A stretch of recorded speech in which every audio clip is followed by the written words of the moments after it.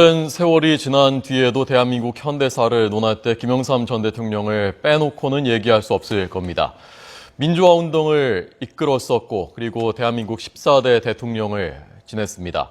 향년 88세 오늘 새벽에 서거했습니다. 김영삼 전 대통령의 생애 자세하게 짚어보겠습니다. 저희 YTN의 정치안보 전문기자 김주환 기자 나와 있습니다. 어서 오십시오. 안녕하세요.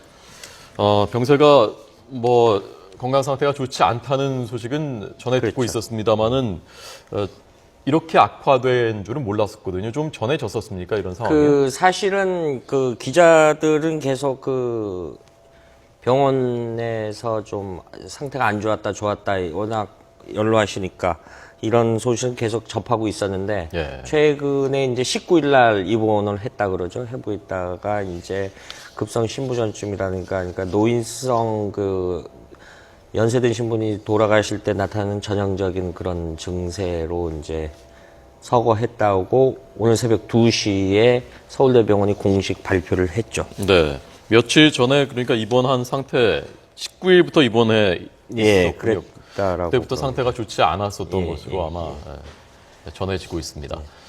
김영삼 전 대통령은 사실은 굉장히 건강을 유지하는 데 노력을 많이 했었고 실제로 건강은 빌릴 수 없다라는 대통령 재임 기간 중에도 건강에 굉장히 많은 주의를 기울여 왔었던. 그렇죠. 퇴임 후에 배드민턴 상도동 상도 터널 지나면 그쪽 언덕에 집이 있었는데 거기 이제 소공원에 매일 아침에 그래서 제가 전직 대통령 담당 기자 때 아침에 가면은 이 젊은 기자들한테도 운동해라. 그래서 나는 퇴임 후니까 더 젊어졌다. 그래서 우스갯소리 워낙 화법이 어록이 많으신 정치인이었기 때문에 나는 다시 검은 머리가 났나 막 기자들한테 그런 이야기를 한 적도 있었습니다. 예.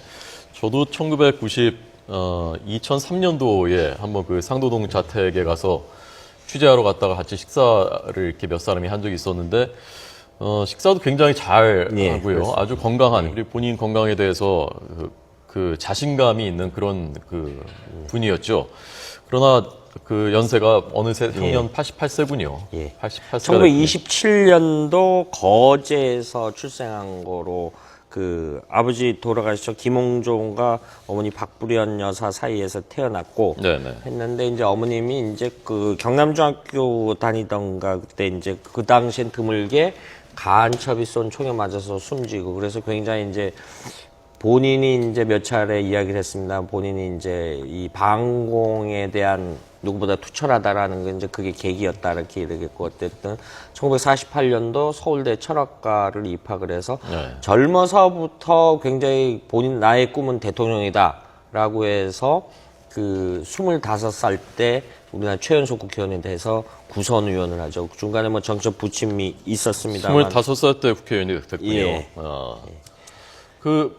내 꿈은 대통령이다라고 중학생 때인가요? 이렇게 써붙여 놨었다고 자취방에 써붙여 놨었다고 알려져 있었고 서울대 철학과 나왔고 최초의 서울대 출신 대통령이기도 했었던 것 같아요. 하고 우리나라 최초의 이제 어떤 문민정부를 시대를 열었던 이제 했었죠. 좀 명함이 이제 갈렸던 그러니까 집권 후반기와 퇴임 후에도 이제 별다른 얘기에서 퇴임 후가 좀 이렇게 어떤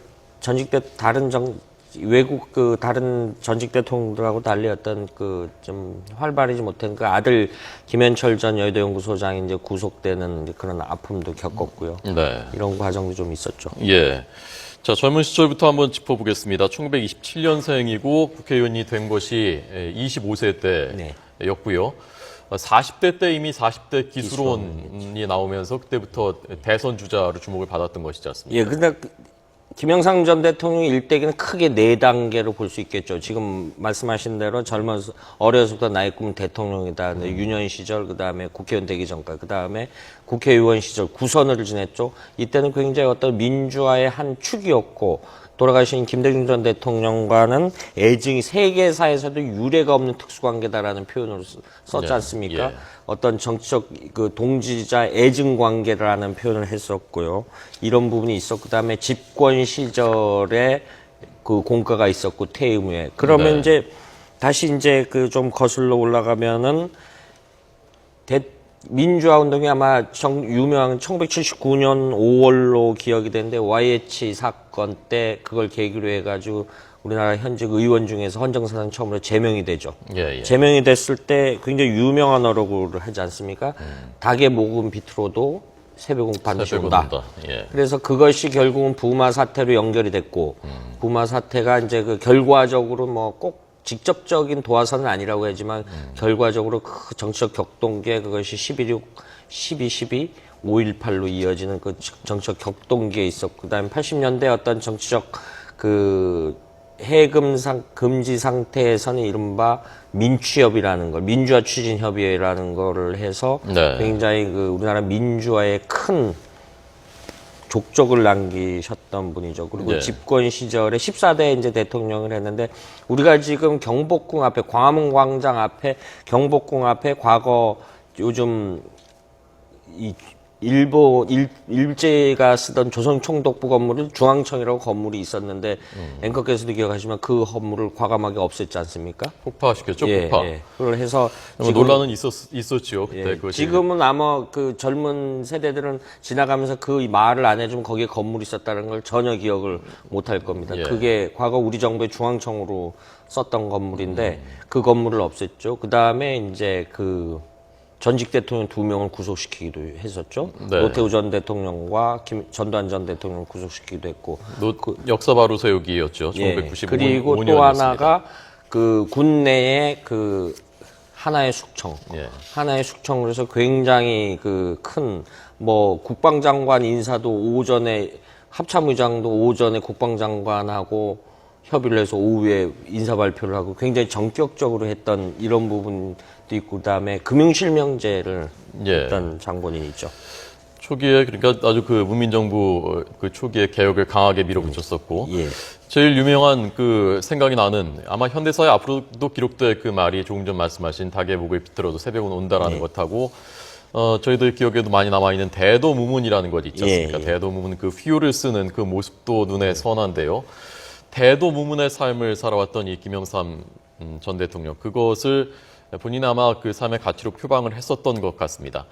대도무문의 삶을 살아왔던 김영삼 전 대통령의 삶을 잠깐 먼저 저희가 정리를 했습니다. 김평정 기자 리포트 보시고 계속해서 전해드리겠습니다. 김영삼 전 대통령은 1927년 경남 통영에서 태어났습니다. 1954년에는 28세의 나이에 제3대 국회의원에 당선되며 최연소 국회의원 기록을 세우기도 했습니다. 구선 의원을 지낸 김 전 대통령은 유신 시절 야당 지도자로서 민주당 원내 총무 등을 지내며 민주화 운동을 이끌었습니다. 특히 지난 1979년 박정희 정권 당시 미국의 박정희 대통령에 대한 지지를 철회해야 할 것을 요구하다 의원에서 제명되기도 했습니다. 또 1983년 전두환 정권 때는 5.18 광주 민주화 운동을 기념해 20일 넘게 단식 투쟁에 돌입하기도 했습니다. 민주화 운동으로 신망을 받았던 김 전 대통령은 그러나 1990년 3당 합당을 추진하며 재야 인사들의 비판을 받기도 했습니다. 이어 1993년 제14대 대통령에 취임하며 32년 만에 군사정권의 종지부를 찍고 문민정부를 세웠습니다. 김 전 대통령은 금융실명제를 도입했고 역사 바로 세우기 일환으로 옛 조선총독부 건물을 철거했습니다. 이와 함께 하나회를 해체하고 군사반란과 5.18 민주화운동 진압의 책임을 물어 전두환, 노태우 전 대통령을 모두 사법 처리했습니다. 정권 말기인 1997년 외환위기로 IMF 구제 금융을 신청하며 임기 말 지지율이 10%까지 추락하기도 했습니다. YTN 김평정입니다. 네, 김영삼 전 대통령 서거 오늘 새벽이었습니다. 서울대병원에 지난 19일부터 입원해 있다가 병세가 악화되면서 오늘 새벽에 서거한 것입니다. 서울대병원의 김영삼 전 대통령 서거에 대한 공식 브리핑 잠깐 들어보겠습니다. 김영삼 전 대통령께서 오늘 22일 0시 22분 지병으로 서울대학교 병원에서 서거하셨습니다. 고인께서는 과거 반복적인 뇌졸중과 협심증 그리고 폐렴 등으로 수차례 저희 서울대학교 병원에 입원하셨으며 지난 2013년 4월부터 2014년 10월까지 반신불수를 동반한 중증 뇌졸중과 폐렴으로 입원하신 바 있습니다. 이번 입원은 지난 19일 고열로 입원을 하셨으며 상태가 악화되어 21일 어제 오후 중환자실로 이송하여 치료를 시작하였으나 상태가 악화되어 오늘 새벽에 서거하셨습니다.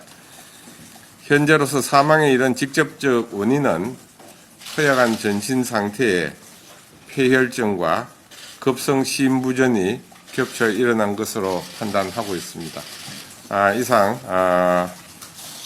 발표 자료를 말씀을 드렸습니다. 네. 네, 그러니까 2014년 작년부터 반신불수가 동반된 중증 뇌졸중을 알아왔었던 것입니다. 그동안 이 정도로 작년부터 이미 뇌졸중인데 반신불수 있을 정도로 그 정도로 악화됐었다는 것은 저는 사실 지금 처음 알았는데 워낙 그 상태가 좋지 않았었고요. 이제 지금 어떤 구체적으로 어디가 불편했다라는 거는 알려지는 않았습니다만 앞서 말씀드린 어떤 이런 기자들 사이에서는 전직 김영삼 전 대통령의 상태가 그러니까 입원했다, 퇴원했다 그 정도는 서로 이제 파악들은 하고 있었죠. 항상 있었는데 이제 갑자기 이제 이런 소식이 들어왔고 지금 속보 들어보면 이제 빈소가 마련이 됐네요. 서울대병원 1호실이라고 지금 정리가 됐고 이제 정부하고 협의를 해야 되겠죠. 유족 측에서 이걸 국장으로 할 건지 국민장으로 하지 어떤 장례 기간 이런 걸 공식으로 이제 전직 대통령 예우에 관한 법률 그런 근거가 있으니까 이런 부분에 대해서 협의를 해야 되겠고요. 어떻게 되어 있습니까? 김대중 전 대통령 그때는 빈소가 제 기억엔 연세대 세브란스병원이었고요. 그때 국장으로 치르지 않았습니까? 그랬습니다. 근데 김대중 전 대통령은 이제 집이 동교동이다 보니까 이제 이 김영삼 전 대통령은 쭉 서울대 퇴임 후에 이제 어디 지병이 있으면 서울대병원을 갔던 거로 이렇게 전부 다 기억들을 하고 있기 때문에 아무래도 유족들이 거기를 원했으니까 그렇게 했겠죠. 그런데 빈소는 거기서 차렸지만 이제 어떤 국장으로 할지 국민장으로 할지 이제 가족들의 뜻에 따라 이제 결정이 되겠죠. 기간도 하면 청와대도 오늘 오전 일요일인 오늘 오전 중에 이제 공식 입장을 내주고 지금 이제 아직 새벽이다 보니까 상황이 되면은 이제 그러니까 제 기억에는 김대중 전 대통령 당시에는 그때 이명박 정부 시절에 대통령 비서실장하고 김대중 전 대통령의 박지원 비서실장 측하고 협의가 있었고 그래서 국장으로 하기로 그래서 국회 앞에다 그랬었고 국민묘지 동작동 국민묘지에 안장하는 것으로 그렇게 결정이 됐었고 아마 그 문제가 어디에 할 것이냐, 어디에 안장할 것이냐, 그리고 국장으로 할 것이냐, 국민장으로 할 것이냐 그 문제가 그게 이제 결정이 돼야 되는 거죠. 유족과 협의하게 돼 있습니다. 그러니까 이제 유족이 아무래도 이제 장남인 한 분도 있고 차남 이제 우리 많이 알려진 인사지만 가족이 있으니까 협의를 하겠죠. 아무래도 예상컨대 전직 대통령이니까 동작동 국립묘지가 장지가 되지 않을까라는 게 거의 확실시 될 것 같고요. 네, 아마 규정에는 대전 국립묘지로 돼 있는데 그 당시에 유족 측과의 협의를 통해서 김대중 전 대통령 때도 유족들이 동작동을 원했고 그래서 그렇게 결정이 됐었던 것 같고요. 상도동이 이제 동작구 상도동 아니잖아요. 그러니까 바로 옆이죠. 바로 옆인가 언덕에 상도터널 위가 그래서 자택 이름을 따서 정치적 과거 계보도 상도동계. 김대중 전 대통령 같은 경우는 집이 지금 동교동계에 있으니까 그때부터 계속 쭉 지금도 동교동계에 있고요. 그래서 동교동계. 그래서 양쪽 이름을 따서 이제 동교동계, 상도동계 나눠서 있고 그러니까 아마도 가족들 입장에서는 김대중 전 대통령 때 전례도 있고 또 우리 현대사에서 DJYS는 떼놓고 얘기할 수가 어렵지 않습니까? 그리고 워낙 경쟁적인 관계이기도 했지만 어떤 면에서는 동지이기도 했고 그러니까 그 선례를 그대로 준용하기를 아마 원하지 않을까. 그럴 가능성이 굉장히 높다고 봐야 되겠죠. 물론 지금 말씀하셨습니다만은 우리가 이른바 DJYS로 오히려 기성세대들한테는 더 친하죠. 전 네. 대통령 발음하기가 DJYS라는 발음이 훨씬 친밀감 있게 다가오는 그 두 분 사이였죠. 노무현 전 대통령도 사실은 김영삼 전 대통령이 정치에 입문시킨 인물이었죠. 지금 네. 김무성 대표는 뭐 말할 것도 없고요. 김무성 예. 대표는 말할 것도 없고 노무현 전 대통령도 그 이런 부분이 있었죠. 앞서 말씀드렸습니다만 우리 김평균 기자의 리포트에도 잠시 얘기지만 90년도에 그러니까 1987년도 대통령 선거를 앞두고 김대중 등 DJ와 YS의 후보 단일화가 결렬되고 나서 어떤 정치적 갈림길이 서고 90년도에 이른바 3당 합당을 하지 않습니까? 예. 민정당, 통일민주당, 공화당. 공화당의 그 당시에 지금 당수, 총재는 지금 생존해 계신 그 김종필 총재죠. 전 총재였고요. 이런 부분에 있어서 그때 이제 굉장히 안 좋은 용어가 나왔죠. 그 지금 뭐 가끔 야당에 씁니다만은 야합이라는 단어가 등장을 하기 시작을 했고요. 지금 앵커께서 말씀하셨습니다만 지금 저희 자료화면에 나옵니다만 저기 김영삼 전 대통령 뒤에 앉아 계신데 액자에 보면 무신분립이라는 글자가 항상 걸려 있고요. 그래서 무신분립이라는 거와 말씀하신 대로 대도무문이라는 글자를 굉장히 좋아를 했죠. 저기 지금 황우려 지금 부총리가 언제 때냐 지금 김현철 전 여의도연구소장이 보이고 네. 뭐 이런 부분에서 좀 아들이 이제 구속되고 뭐 이런 과정도 있었고 그리고 또 하나 1990년도에 3당 합당되고 나서 이른바 노태우 대통령의 황타라고 했던 박철원 전 장관과 내각제 문제 때문에 정치적 큰 파동을 겪기도 했었죠. 예. 그 3당 합당으로 호랑이를 잡으려면 호랑이 굴에 들어가야 네, 한다라고 하면 1990년에 3당 합당을 했었고 그 전까지 통일민주당을 이끌고 있었고 그러나 그 대선 후보가 되기까지의 과정이 순탄치는 않았죠. 워낙 민정계에서 권력을 장악하고 있었을 네. 때였기 때문에 뭐 많은 부딪힘이 있었죠 그 당시에도요. 그렇죠. 그리고 아무래도 이제 지금 말씀하신 대로 그 황철원 전 장관과의 갈등이라든가 이런 부분에서 그때마다 고향인 거제로 내려가나 마산행 해가지고 이제 그 이렇게 서울에서 떠나서 굉장히 정치적으로 이제 좀 일종의 시위를 하는 시위를 거죠. 정치적인 해서 시위를. 그 파동을 일으키고 했었죠. 예. 그리고 남북 관계 문제에 있어서도 굉장히 중요했었죠. 김영삼 전 대통령 시절에 이른바 북한 영변 핵발전소 북핵이 위기가 이제 1차 북핵위가 그때 시작이 됐죠. 예. 핵이 됐고 그래서 남북 관계가 굉장히 급속도로 악화되고 미국 카터 행정부에서는 폭격까지 나중에 알려진 사실입니다만 그 폭격까지 할 그걸 검토했었죠. 검토까지 나오니까 그때 김일성 당시 북한 주석과 정상회담까지 추진을 했었는데 예. 그해 10월에 김일성 주석이 사망을 하죠. 그래가지고 이게 이제 무산되는 결과죠. 10월로 기억을 하고 있는데 93년이었던가요? 예, 1993년도 그 무렵에 그리고 그 후에 이제 그 해에 그 당시 부트로스 갈리 유엔 사무총장이 평양을 방북해서 김일성 주석을 만나서 다시 서울에 와서 김영삼 전 대통령한테 어떤 해서 남북관계 문제도 그 좀 본인 집권 시절에는 풀어보려고 했는데 네. 잘 안 됐던 그런 시절도 있었죠. 예. 김일성 사망은 1994년 7월이었군요. 그렇습니까? 예. 좀 정정하겠습니다. 네. 그래서 대통령이 된 뒤에 어렵게 대통령이 됐고 그러면서 이제 문민 시대를 표방하고 첫 번째 내가 문민 대통령이다. 예. 그 앞에 정부들과는 좀 차별화를 시도하면서 시켰죠. 이제 여러 가지 개혁들을 아주 강도 높게 하지 않았습니까? 예, 아까 말씀하신 두 가지죠. 그러니까 하나의 숙청, 예. 네, 그 큰 파벌이었던 하나의 숙청을 했고 그다음에 금융실명제. 지금은 다 익숙해지니까 그 당시 이게 굉장히 그 이른바 돈 있는 분들한테는 여러 가지 깨끗이 못한 분들한테 굉장히 충격으로 다가왔었죠. 금융실명제를 전격적으로 시행을 했고요. 네. 그다음에 이 부분에 대해서 자신감을 좀 얻어서 1994년도에 지금은 이제 그된 김문수 전 경기도지사, 이재호 지금 의원 이런 사람들 제야 인사들을 이렇게 영입하고 그 당시에 또 어떤 문인들이었죠. 박노해라든가 김남주 같은 언론인들 전격적으로 석방시키는 문인들을 예, 이런 데 해서 그 좀 차별화를 많이 했죠. 예. 그리고 그 이듬 3년 차 됐을 땐 1995년도에 전두환 노태우 전 대통령을 구속시키기도 했었죠. 예. 그리고 그런데 이제 집권 하반기 갔을 때 이제 우리가 이제 그때가 안 다 좋았죠. 그 시절에서 집권 하반기가.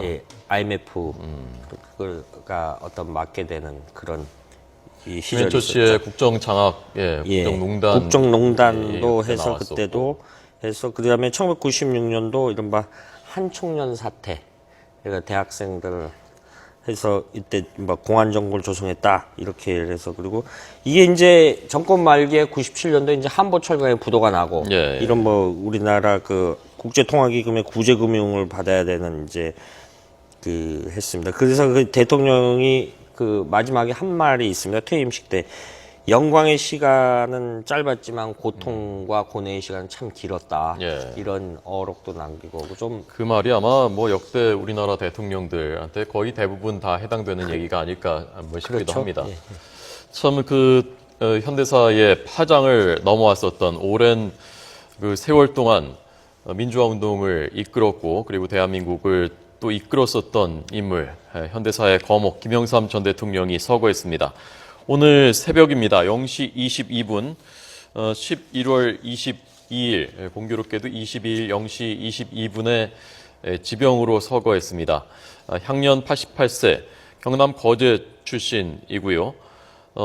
부친 김홍조옹이 그 현지에서 거제에서 큰 그 멸치어장을 하고 그 아들을 적극적으로 아주 지원해줬었던 그 장수하셨죠. 그래서 그 이렇게 앵커께서도 이제 정치부 기자 시절에 아무래도 그 김영삼 당시 전 대통령이 멸치를 요만큼씩 기자들한테 먹어보라고 나눠주기도 하고 그런 시절도 있었죠. 그래서 그 굉장히 좀 평소 화법이 직설적이고 쾌활하고 그래서 부친 김홍종이 이 사망했었을 때도 굉장히 그 슬퍼하는데 굉장히 좀 재미난 이야기를 했었죠. 우리 선친께서는 돌아가시면서까지 마산 경제 발전에 일조를 했다라고 해서 좀 잘 안 알려진 저 에피소드입니다만은 국화꽃이 그때 그 마산 통영 일대 동이 났다라고 그래요. 그런데 워낙 그러니까 그래서 기자에게 소감을 물으니까 기자들이 소감을 물으니까 저희 선친은 돌아가시면서까지 지역 경제 일조를 하셨다. 이렇게 그럼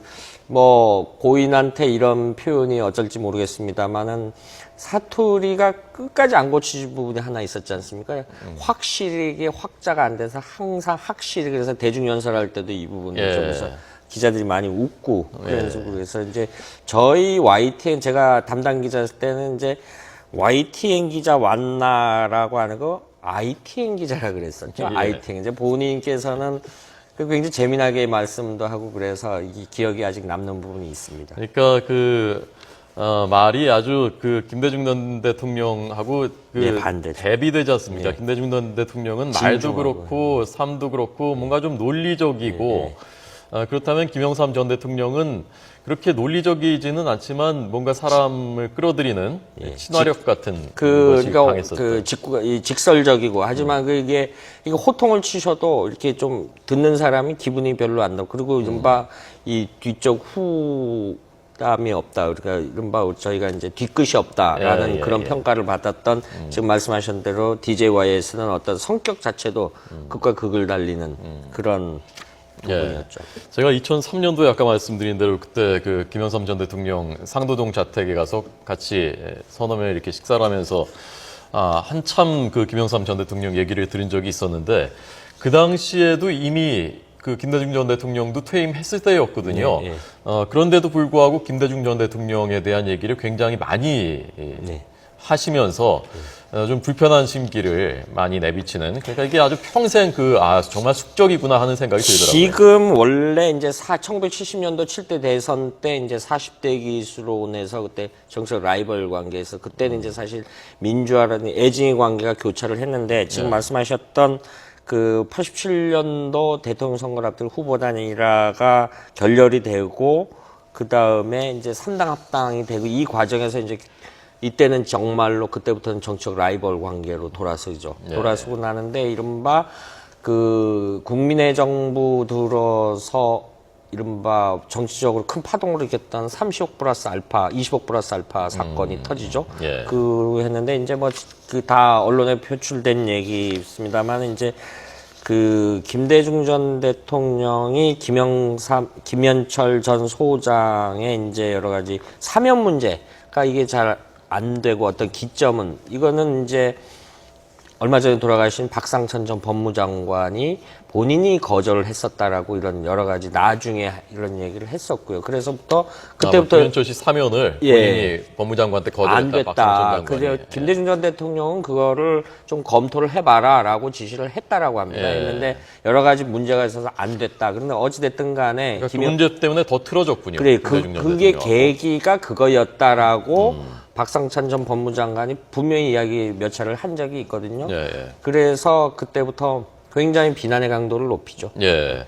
김대중 전 대통령 노벨상 받았을 때도 노벨상 권위가 땅에 떨어졌다라고 직설적으로 비난을 네. 했었고, 아마 김영삼 전 대통령 입장에서는 김현철 씨 문제가 계속 그 가슴에 남아 있었을 것 같은데요. 그 자신의 그 뒤를 이어서 정치를 했으면 하는 그런 바람이 있었을 텐데 그것이 잘안 됐고. 국회 입성이 잘 안 됐고, 그래서 본인한테는 그것이 어떤 그 한으로 남아 있었을지 근데 않았을까 좀 싶습니다. 정리 차원에서 말씀드리면은 그 DJYS는 DJ가 지금 말씀하셨 이 병원에 연세대 병원에 오래 입원했다가 서거하셨지 않습니까? 네, 예. 그때 병문안을 갔다 와서 어떤 화해를 하는 그러면서 그때 나오면서 한 말이 김대중 전 대통령과 나는 세계사에서도 보기 드문 특수관계다 이런 말을 또 그 굉장히 좀 함축적인 여러 표현을 해서 화해했다라고 했고 그 후에 그 상두동계와 이 동교동계가 화해하려고 여러 가지 행사도 많이 했고 이렇게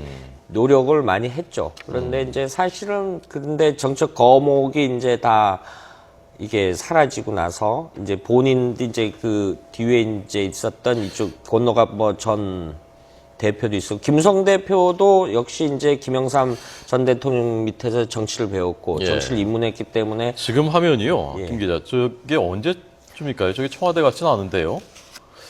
네. 퇴임한 뒤에 두 분 다 퇴임한 뒤에 만난 것이 아닌가 예, 싶기도 하고요. 퇴임한 게 저것이 지금 좀 자료를 봐야 됩니다. 얼핏 여기 지금 청와대, 이거는 이건 청와대고요. 저기 김영삼 전 대통령을 김대중 대통령이 당시 불렀던 그 어떤 김대중 전 대통령 재임 시절인 것 같습니다. 그렇죠. 조금 전에 청와대를 그 초청해서 자리였습니다. 부부 동반으로 식사를 이유 여사도 있고 손명순 여사도 있고요. 부부 동반으로 예. 만찬을 근데 하는 두 자리입니다. 분 전직 대통령 다 아들이 그 사법 처리받는 그런 그 그렇죠. 아픔들을 김대중 전 겪었었죠. 대통령은 아들이 2명이나 구속이 되는 아픔을 겪었었고, 그런 면에서의 또 동병상련도 예. 있었을 거고요. 불행한 어떤 대통령들의 마지막 그 불행한 임기말이라는 그런 것을 함께 공통적으로 겪은 참 인연이 두 사람의 인연이요. 그래서 지금 이제 우리가 그래서 어쨌든 양김 시대가 그 사라졌다. 정말. 예. 그러니까 김영삼 전 대통령은 이제 거듭 정리를 해드립니다만 현대사의 그 페이지마다 정치적 격동기마다 거의 그 중심에 그러니까 주연급 인사로 등장할 정도로 큰 족적을 남긴 대통령이었죠. 예. 근데 퇴임 후가 이제 좀 말씀드렸다시피 좀 저희가요 청와대 같기도 한데요. 청와대 관저 아닙니까 지금? 관저에서 걸어 나오는 것 관저였네요. 같기도 한데요. 예. 예, 여기 여기는 본관 같기도 한데 뒤에 좀 전 걸어 나오는 그 바깥은 청와대 관저 같기도 하고요. 지금 정확히 대략 시기는 어쨌건 그 김대중 전 대통령이 재임 말이거나 뭐 그때쯤 그 무렵이죠. 인 것 같습니다.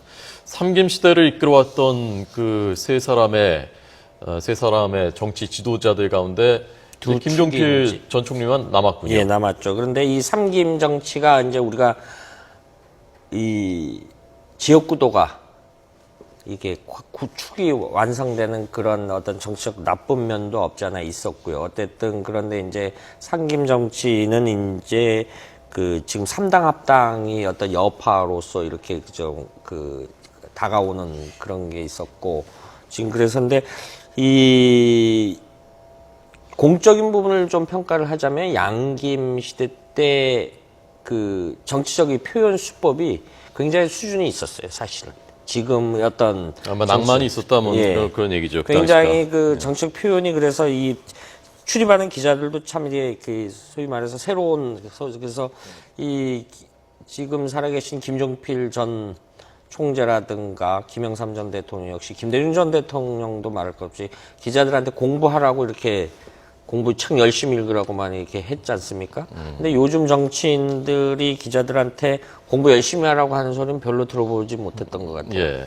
전반적으로 그 저 시대가요, 우리 그 윗세대가 굉장히 어렵고 힘든 시기, 그리고 가난한 시절을 겪어왔음에도 불구하고 인문학적인 소양이라든가 뭐 독서의 양이라든가 그런 것이 지금 세대보다 저희들 세대보다 훨씬 더 깊이가 깊지 않나 하는 그래서 생각이 듭니다. 저때 기억나는 것 중에 여러 가지 중에 하나가 이게 기자들에게 일문일답을 하다가 이 사자성어를 고사성어를 많이 인용을 하던 시절 아닙니까? 근데 예. 사실은 저를 비롯해서 여러 기자들이 잘 못 알아들으면 이제 대표가 한 명이 가서 써달라고 그 한자로 어떻게 쓰냐고 그러면 이제 한마디씩 하셨죠. 예. 공부 좀 하라고.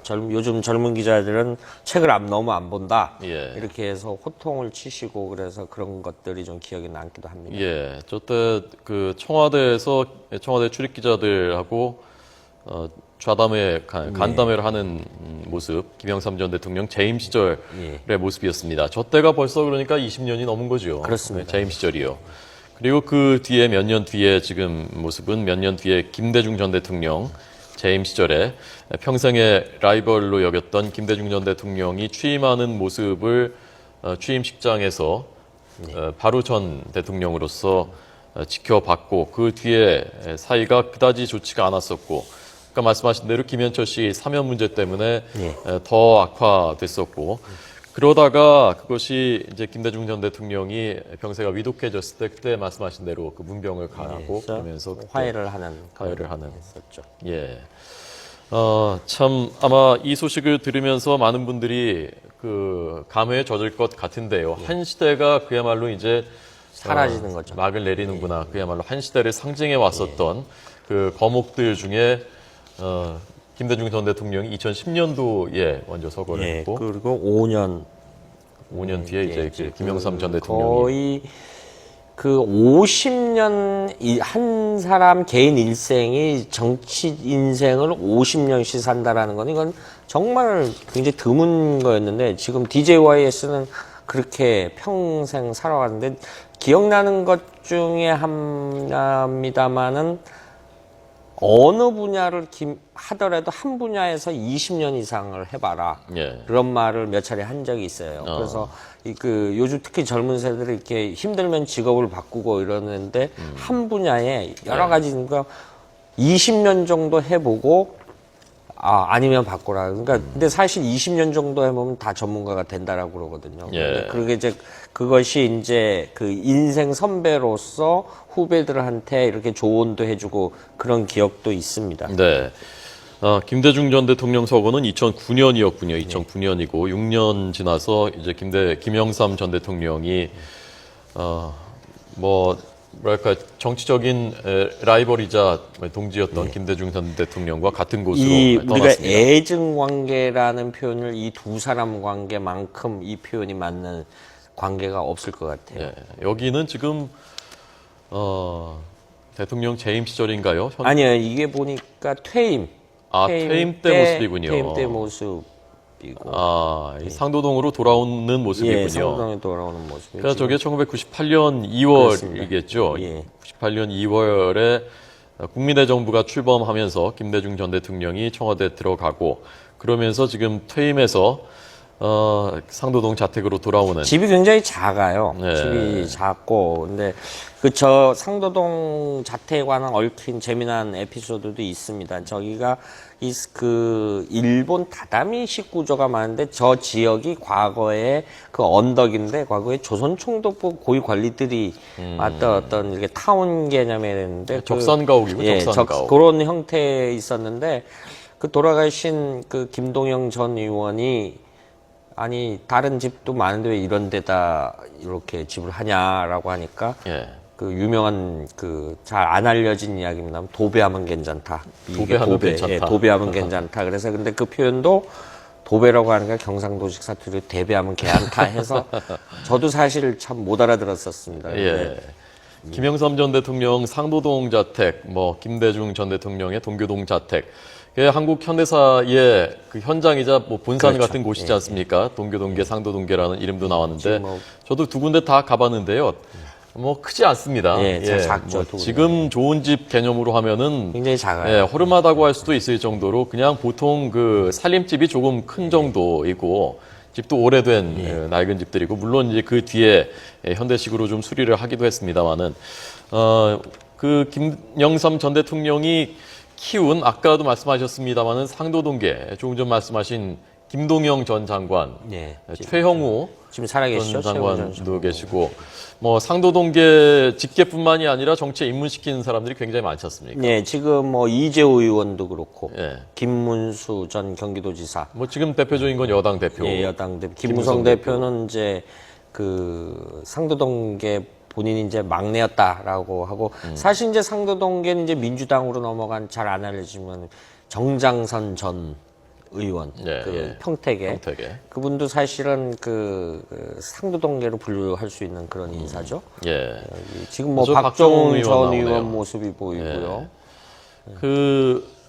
뭐 김문수 전 지사도 마찬가지고 아까 말씀하신 노무현 전 대통령도 김영삼 전 대통령 네, 그렇습니다. 한테서 정치를 뭐 배웠지만 나중에 이게- 삼당 합당에 따라가지 않으면서 예, 그래서 통추라고 그래가지고 나중에 이제 하로동선이라는 이제 그 고깃집도 고깃집 있고 만들고. 뭐 이런 거 있었죠. 유인태 뭐 원혜영 예. 뭐 그런 그 삼당 합당에 참여하지 않았었던 예. 인물들.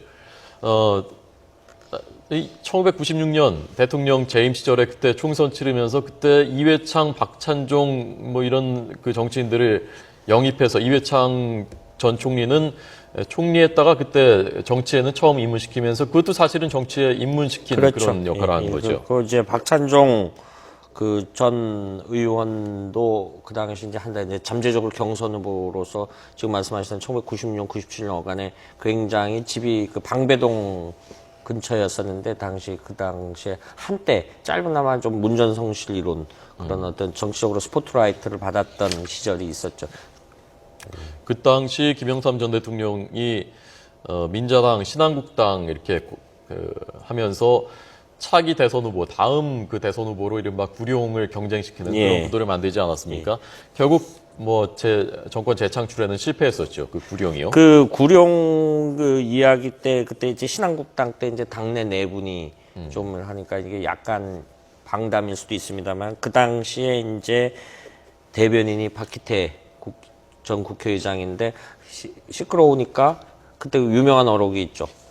신한국당은 내부 수리 중이다. 이래가지고 다 한때 회자되기도 했었는데 다 이제 그것이 정치적으로 다 이제 이렇게 네트워킹처럼 얽혀있고 시대상을 보면 한때 지금 보면 이제 한국 야당사라든가 정치사를 보면은 예. 그런 부분들이 좀 재미나게 표현이 돼 있는 부분들이 있습니다. 예. 그 당시 이회창, 이홍구, 이수성, 네. 박찬종 그렇습니다. 뭐 여러 후보들이 쟁쟁한 후보들이 경쟁을 했습니다만은 결국 후보가 된 것은 이회창 후보였고 그렇죠. 이회창 후보는 김영삼 전 대통령하고는 사이가 그렇게 썩 좋지는 않았었죠.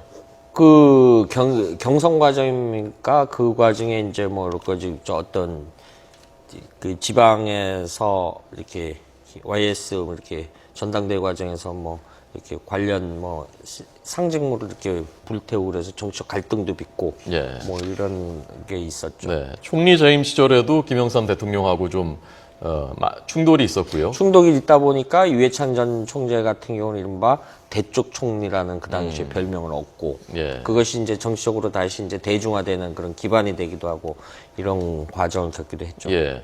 김영삼 전 대통령 하면 또 빠지지 빼놓을 수가 없는 것이 생각나는 것이 칼국수입니다. 칼국수. 예. 칼국수를 늘 대접하고 청와대에서도 예. 청와대 들어간 다음에 그 오찬 메뉴를 다 칼국수로 통일하고 그래서 그 그러죠. 칼국수가 굉장히 유명 브랜드가 되지 않았습니까? 그 특정 그 당시 어느 방송사 기자가 특정 지역 고향이었는데 그 집 할머니가 칼국수 참 맛있게 한다라고 해가지고 가서 뭐 배워왔다라고 그래가지고 그것이 지금 굉장히 유명 브랜드가 됐죠. 예. 그 칼국수가. 김대중 전 대통령은 뭐 알려져 있지만은 대식가거든요. 예, 예. 아주 많이 드시는 분이고 제일 좋아하는 말이 좀 드십시오 하고 한 말씀 하시죠라는 거. 그 두 가지를 좋아한다는 거거든요. 그래서 청와대 그 당시 김영삼 전 대통령이 초청해서 들어가면 칼국수만 주니까 나와서 뭐 더 먹고 따로 나와서 더 예, 먹고 그 얘기도 뭐, 저도 몇 차례 들은 적이 그랬다 있습니다. 뭐 하는 그런 얘기들도 있었죠. 칼국수라는 것이 그러니까 본인이 그냥 좋아해서 하는 것이 아니라 어떤 일종의 그 검소함 예. 그리고 문민 대통령이 이렇게 다르다 그런 걸 보여주는. 실제 상도동 집에 가서 식사를 하면요 반찬이 아주 소찬이었습니다. 이렇게 뭐 몇 개 없었어요. 그렇게 늘 그런 식으로 이제 건강 관리를 해 오셨고 그 다음에 저희 기억에는 이제 칼국수 혹은 아침에 기자들이 가면은 설렁탕 줬죠. 설렁탕이요. 네, 설렁탕하고 깍두기 몇 개 주고 예. 그래서 이른바 몇몇 기자들이 이렇게 밥알하고 남긴 적이 있었습니다. 굉장히 혼이 났었죠. 예. 손명순 여사의 평생 뭐 동지이자 그 내주자이지 않습니까? 손명순 여사도 한 살밖에 차이가 나지 않습니다. 예. 그러니까 손명순 여사도 꽤 고령고요. 손명순 여사는 건강이 뭐 괜찮죠? 예, 별로에서 그 지금 뭐 이게 거의 뭐 언론에 노출된 아무래도 근데 연세가 있으시다 보니까 예. 그 아무래도 활동이 불편하고 이런 부분은 없지 않아 있겠죠. 예. 그리고 이제 뭐 김현철 그 전 여의도 연구소장. 여의도 연구소장 그 이제 굉장히 좀 본인도 이제 국회의원을 해보려고 예. 뭐 거제도로 이렇게 했는데 잘 안 됐죠. 예. 어쨌든 간에. 김현철 여의도 연구소 전 부소장도 벌써 1959년생이니까요. 57세입니다. 우리 그렇죠. 나이로. 우리 나이로 57세. 아마 김현철 전 부소장이 여의도 국회의원 입성하지 못하고 정치적으로 성장하지 못한 것이 김영삼 전 대통령에게는 큰 아픔 중에 하나가 아니었을까. 네, 지금 보면은 이제 퇴임하면서 당시 보니까 출입 기자들하고 이제 마지막 인사를 하는 모습이 잠시 전에 지나갔네요. 예. 저 모습은 그 최근인 것 같습니다. 때, 예, 이게 한 몇 개월 된 거로 저 사진에는 그 김현철 전 소장이 본인 SNS에서 올렸던 좀 몇 달 전에 올 봄에 정도로 기억이 되는 거로 알고 있습니다. 네. 뭐랄까요. 나 뭐 지금 괜찮다. 예. 나 지금 아직 생생하다. 이런 걸 보여주는 그 김영삼 전 대통령이 평생에 보여줬던 그 뭐 결기랄까요. 꼿꼿함. 뭐 그런 것. 뭐 키가 좀 작으셨죠? 예. 좀 뭐 이렇게 작으셨는데 그냥 좀 단단하고 좀 이런 부분이 있었고요. 그리고 이제 앞서 언급되지만 그런 결기 차원에서는 몰라도 우리나라 그 1983년도로 기억이 되는데 그 당시 최장수 이 단식 농성 23일인가요? 20여일 이상 아마 단식 농성한 전례도 있고요. 이런 부분이 있었고 그 다음에 과거 그 무렵에 생겼던 민주화 추진협의 시절에는 이제 어떤 그 당시에 신군부 시절에서 예. 정치행위가 금지되다 보니까 내신의 사람들은 사실은 이제 본인이 예. 민취협 사무실이 저 일지로 1, 2가 어간에 있었는데 예. 그 무렵에 이 지금 그 대로에 이렇게 서 있으면은 군중들이 몰려들어서 결국은 이제 그 당시 집권 세력에 좀 정치적 부담이 줬던 그런 방식으로 해서 민주화 추진협의회 민취협이라고 했죠. 예, 이런 거를 이끌기도 했었죠. 예. 작년 9월, 작년 가을의 모습입니다. 작년 가을에 병원에 입원해 있을 때 예. 김현철 전 부소장이 찍어서 자신의 SNS에 올렸었던 그 사진입니다. 박근혜 대통령이 지금 말레이시아의 아세안 플러스 3 정상회의 참석하고 있는데 현지에서 김 전 대통령 서거 소식을 보고받고 애도의 뜻을 표했다고 하고요. 김영삼 전 대통령과 박근혜 대통령의 그 부친 선친인 박정희 전 대통령은 또 정치적으로 그 라이벌이기도 하고 맞서는 관계이기도 하고 또 단독으로 대좌를 하기도 하고 그랬었던. 예, 그 요즘 이제 그 어떤 정치적인 이 비사가 이제 공개되는 거 보면 이제 1900 유신하기 전에는 뭐 그다지 이렇게 대척점을 이룬 적은 어떤 여야 당시 기준으로도 평범히 여야 관계 어떤 야당은 이제 어떤 국정의 어떤 걸 강화하기 위해서 비판 능력도 했으니까 이런 거였는데 이제 유신이 되고 나서부터 굉장히 극도로 상황이 안 좋아지는 상황까지 도래를 했죠. 그래서 이제 그 YH 여공들이 시민당사에 했고 경찰이 난 그 와중에 이제 해서 이른바 시민당 총재 제명직, 국회의원직 상실이 되고 뭐 이런 정치적 파동을 겪으면서 굉장히 사이가 안 좋죠. 그리고 이제 1980년대 초반에 들어와서 두 차례에 걸쳐서 정치적으로 연금 상태에 놓였던 그 당시 뭐 지금 이른바 삼김 씨가 다 마찬가지였죠. 지금 뭐 화면에서 워낙 조깅을 좋아하셨죠. 조깅에 관련된 얽힌 뭐 에피소드도 굉장히 많이 있는 대통령. 클린턴 전 대통령이 우리나라 방문했을 때 그때 같이 조깅도 하고 제 기억에는 김영삼 전 대통령이 워낙 조깅 좋아하니까 같이 조깅도 하고 그랬었던. 저 때 지금 저 화면은 아닙니다만은 저 당시에 그 김영삼 전 대통령이 당시 특정 브랜드를 운동화를 신고 운동을 해가지고 굉장히 많이 만난 적이 있었어요. 그 브랜드가 그 국산 브랜드가 아니었기 때문에 그래가지고 뭐 운동화 그 당시에 굉장히 그래서 문제가 돼가지고 청와대에서 비공식으로 이렇게 언급도 하고 그래서 그 다음에 대통령이 조깅할 때 국산 운동화로 바꾸시는 그런 에피소드도 없지 않아 지금 있었어요. 아마 조금 전 보였던 그 브랜드는 국산 브랜드였던 것 같습니다. 박정희 전 대통령하고 박정희 전 대통령 임기 말에 아주 그 정치적으로 극단적으로 대립하기 전에 청와대에서 두 사람이 단독으로 대조를 한 적이 있었고, 대조를 한 다음에 경색이 많이 풀렸고, 서로에 대해서 좀 호평을 하기도 하고, 그래서 뭐 두 사람 사이 얘기가 굉장히 잘 됐나 보다, 뭐 그런 그런 관계도 있었다고 그 후기에 합니다. 나왔었죠. 그런 거는 이제 당시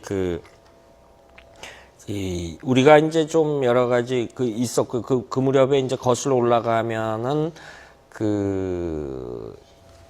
지금 국회의장을 지냈던 이만섭 전 국회의장, DJYS가 이 재미난 것이 이제 과거에 지금 삼성의 창업주인 이병철 회장의 사카린 사건 때도 그때 대정부 질문을 이렇게 앞뒤 김대중 당시 의원, 그 다음에 2번이 이제 뭐 이만섭 의원 뭐 이런 식으로 해서 2번이 이제 김대중 의원, 3번이 이만섭 의원 뭐 이런 식으로 아주 옛날 얘기군요. 옛날 얘기라서 그때도 있었고 그래서 좀 기억나는 것 중에 하나가 이만섭 의장이 YS가 퇴임 후에 이만섭 의장이 뭐 잘못하면은 이제 젊은 시절에 얘기를 합니다. 뭐 신문 기자였는데 뭐 어떻게 했다 그래서 같이 취재를 가면은 굉장히 좀 웃기도 하고 그런 얘기들을 하고 그랬죠.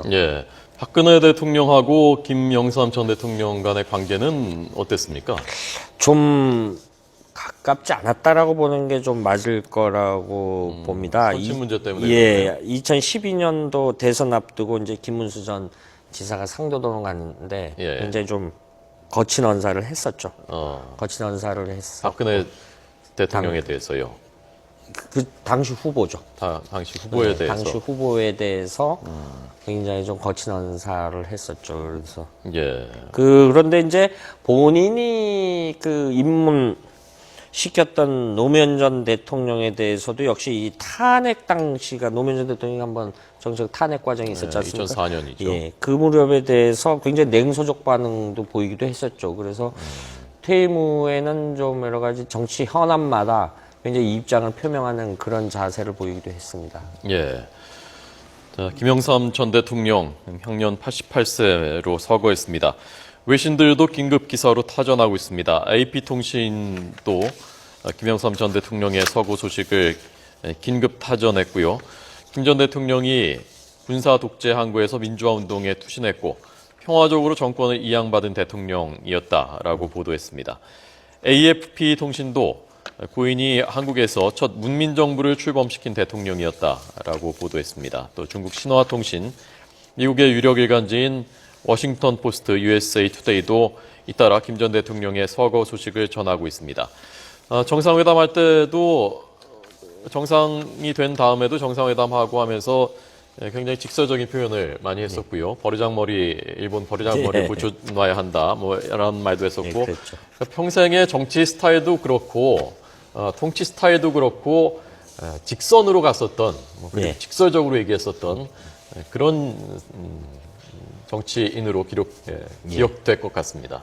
그렇습니다. 그래서 그 호통도 많이 치고 호통도 많이 그런데 이제 많은 이제 주변에 인사들이 있었는데 여러 가지 근데 정책 직관력이 이제 또 나름대로 이제 남달랐던 분 중에 한 분이죠. 다른 정치인도 마찬가지입니다만은 그런 분다 보니까 표현도 지금 말씀하신 대로 어떤 직설적으로 나오고 이런 부분. 그러니까 그런 차원에서 지금 보면 무신물립이라는 입지로 저희가 자료화면에 나오고 정몽준 전 의원이 이 언제 때 방문인지 모르겠습니다만은 아무래도 이런 문서 서울시장 출마할 때였나요? 항상 저 자리 저기 그 가구도 굉장히 오래된 겁니다. 사실 가면은 굉장히 오래된 가구고 마당도 굉장히 작고요. 이런 부분이죠. 김영삼 전 대통령 서거 소식을 저희가 뉴스 특보로 전해드리고 있습니다. 어제 중환자실로 이송돼서 어제부터 상태가 급격하게 악화됐고요. 작년부터는 반신불수가 동반된 중증 뇌졸중을 알아왔다는 것이 서울대 병원의 공식 발표입니다. 뇌졸중과 협심증으로 고생을 오래전부터 해왔고 그러다가 상태가 급격하게 악화되면서 어제 중환자실로 옮겨졌고 오늘 새벽에 서거했습니다. 한국 현대사의 한 장을 장식한 그리고 앞으로도 오랫동안 기억될 대한민국 14대 대통령입니다. 김영삼 전 대통령이 오늘 새벽 서거했습니다. 저희가 YTN이 뉴스 특보로 이 소식을 전해드리고 있습니다. 3시 54분 지나가고 있습니다. 많은 국민들이 아마 놀라셨을 것이고 세계 각국의 언론들도 각국의 통신사들 그리고 신문사들도 긴급 뉴스로 타전하고 있습니다. 저희 YTN이 집중 보도 앞으로 계속 뉴스 특보로 전해드리겠습니다.